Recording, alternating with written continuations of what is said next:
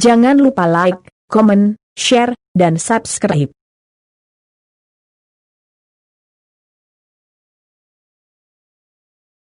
Coba munculkan ayat tadi 1 Timotius 6 ayat 20-21. Hai Timotius, peliharalah apa yang telah dipercayakan kepadamu. Hindarilah omongan yang kosong dan yang tidak suci.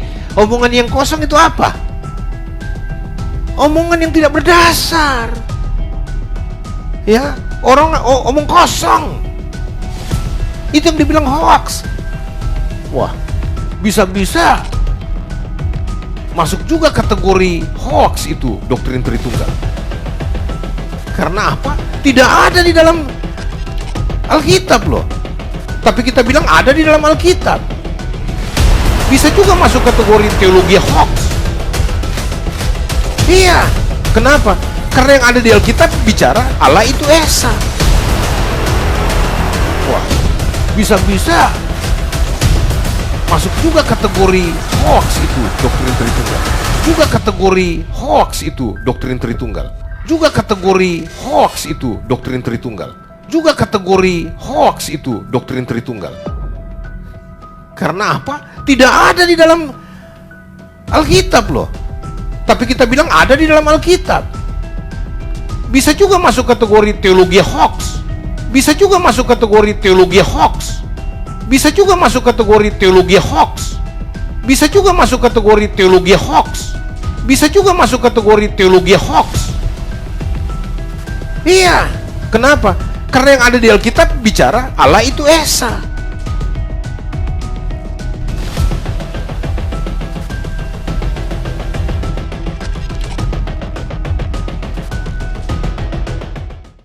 Ya, Salam saudara, kembali lagi berjumpa dengan saya dalam channel Iman Kristen Menjawab.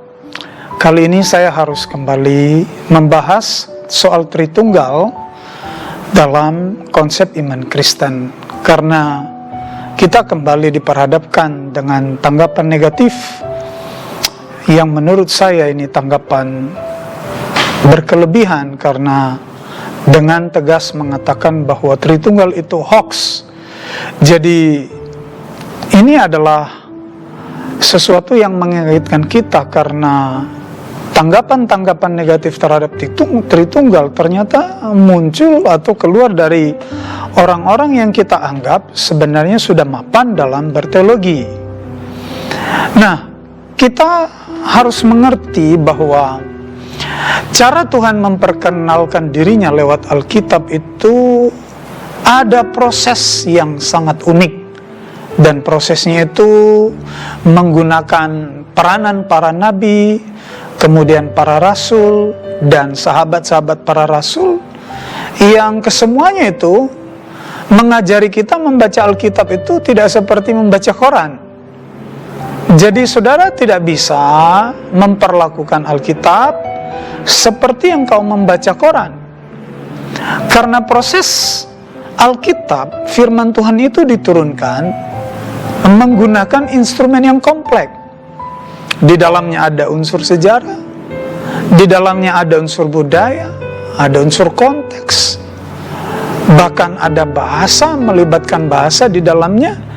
Jadi kita harus membaca dan mengerti pokok-pokok iman Kristen itu tidak bisa disamakan dengan Anda membaca tulisan-tulisan yang masa kini ditulis ya dalam konteks yang sangat berbeda dengan Alkitab ditulis.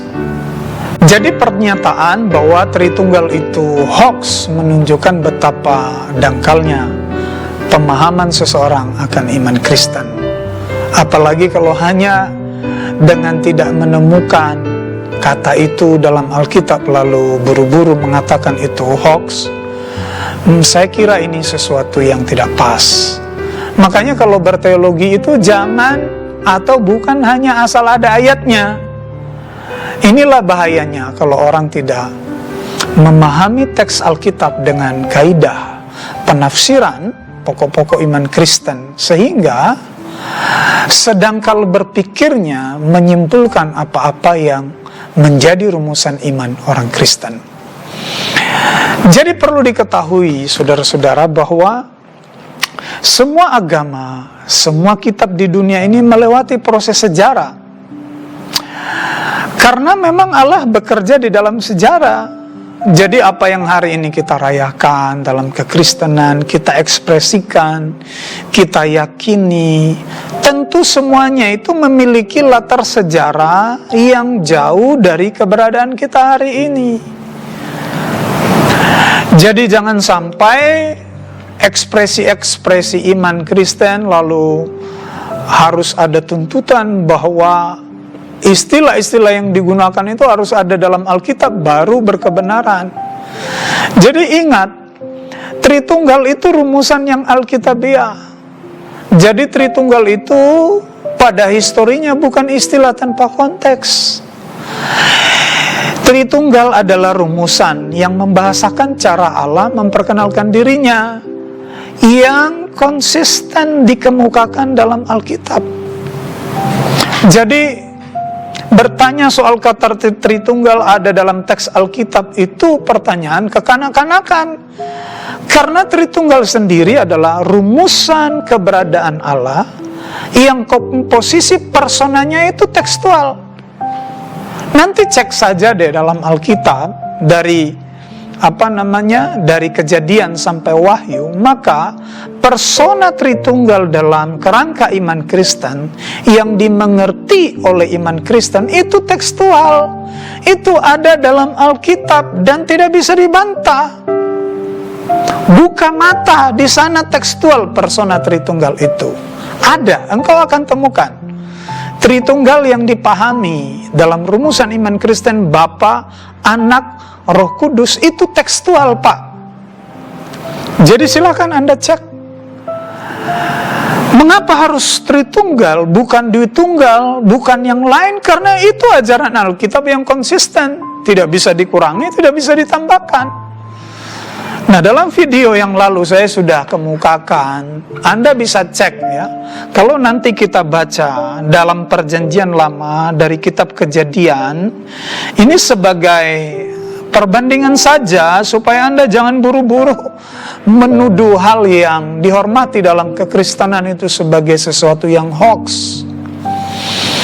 Dalam Kejadian pasal 1 ayat 1 sampai 3, kembali lagi saya mengingatkan Anda bahwa di sana Allah itu sudah memperkenalkan dirinya dalam konsep Tritunggal seperti yang orang Kristen percaya, yaitu ada Bapa, ada Roh, ada Firman. Coba ya, saya baca ya kepada Anda. Kejadian pasal 1 ayat 1 sampai 3, pada mulanya Allah menciptakan langit dan bumi. Di sana ada unsur Allah.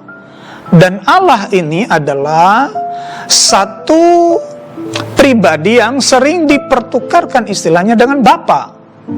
Anda bisa pelajari dalam Taurat, dalam Perjanjian Lama, di sana jelas. Kemudian dalam ayat yang kedua, bumi belum berbentuk dan kosong, gelap gulita menutupi samudra raya. Lalu disebutkan dan roh Allah melayang-layang di atas permukaan air. Itu yang kedua, unsur roh itu ada. Yang ketiga, dalam ayat yang ketiga dikatakan berfirmanlah Allah, jadilah terang. Coba Anda memahami teks ini. Tuhan harus memperkenalkan keberadaan dirinya secara unik mulai dari teks ini. Kenapa tidak ditulis saja maka Allah menciptakan ini, Allah menciptakan ini? Harus menunjukkan eksistensi dari firman itu dalam ayat ini, bahwa firman itu turut dalam penciptaan.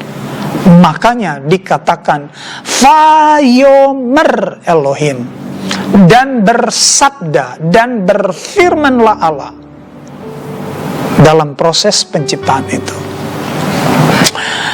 Saudara nanti bisa bacakan dari apa yang Yesus ingatkan di dalam Matius pasalnya yang ke-28. Saya rasa setiap teolog ini sudah terbiasa dengan ayat ini dalam pesan Yesus kepada para murid ketika dia berkata, karena itu pergilah, dalam Matius pasal 28 ayat 19, jadikanlah semua bangsa muridku dan baptislah mereka dalam nama Bapa dan Anak dan Roh Kudus.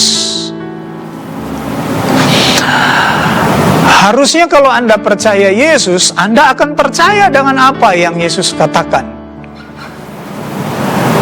Dan ini jelas tidak bisa dibantah. Kenapa harus Yesus mengingatkan ini? Bahwa Tritunggal itu tekstual, Pak. Anda bisa bandingkan nanti dalam kitab Wahyu sebagai kitab terujung daripada Alkitab yang kita punya, saudara. Wahyu pasal 1 ayat 4 dan ayatnya yang kelima, di sana persona Tritunggal itu juga dinyatakan tekstual. Jadi jangan buru-buru deh bilang Tritunggal itu hoax.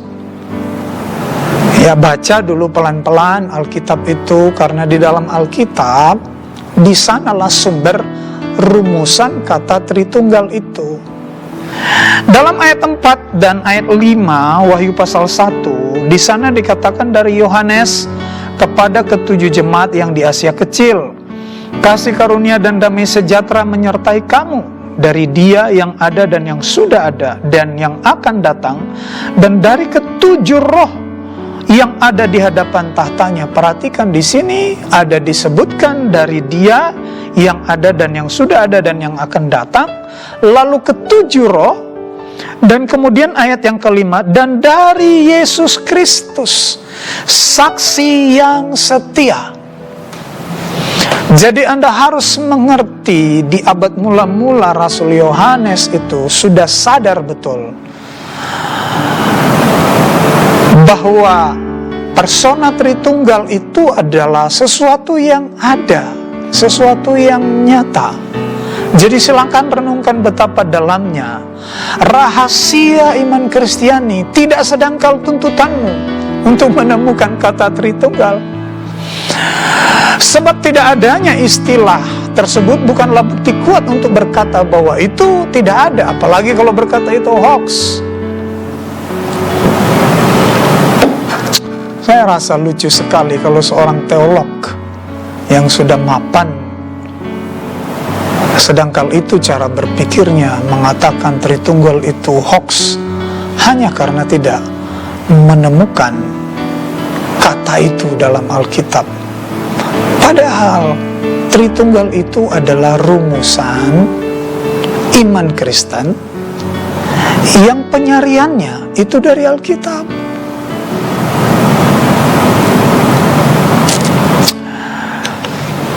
Yang kedua, ini perlu dipahami, Tritunggal itu adalah bahasa iman yang sejak gereja purba sudah menjadi konsep kekristenan. Ini dia yang perlu dipelajari oleh para teolog yang bingung di zaman yang bingung ini. Jadi istilah Tritunggal bukan lahir dari kekristenan abad ini. Sejak gereja purba, yang dalam hal ini masa bapak-bapak gereja yang adalah murid-murid langsung dari para rasul, ini sudah sesuatu yang clear dalam kekristenan. Contohlah salah satunya, ya, Tertullianus itu orang yang hidup dari tahun 155 sampai 230 Masehi. Dia telah menyebutkan istilah ini dalam kata yang terkenal, yaitu una substantia tres persona, yang penekanannya adalah Tritunggal itu bisa dibedakan tetapi tidak bisa dipisahkan.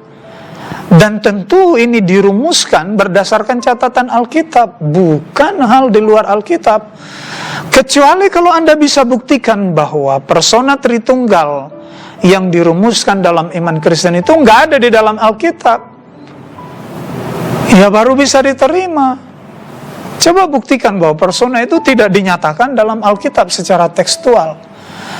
Jadi usul saya sih, jangan merasa lebih pintar dari bapak-bapak gereja terdahulu yang hidup mereka dekat dengan sejarah Alkitab dan dekat dengan para rasul yang adalah murid-murid yang dididik langsung oleh Yesus. Anda dan saya itu baru lahir kemarin sore dan membaca teks pada konteks hidup dan perspektif yang jauh dengan sejarah Alkitab. Bisa-bisanya Anda mau membantah sesuatu yang telah melewati proses pengkajian teks Alkitab masa lalu oleh bapak-bapak gereja yang notabene mereka itu adalah bukan sekolah sore. Mereka itu orang-orang yang dekat dengan catatan Alkitab, yang hidup dekat dengan para rasul, yang saya percaya apa yang mereka tetapkan, diajarkan secara turun-temurun, itu bukan ajaran mendadak tiba-tiba turun begitu, bukan. Itu ada prosesnya.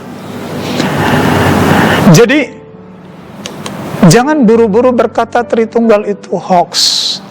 Dan yang terakhir, pahami dulu apa arti Tritunggal dalam kacamata Kristiani.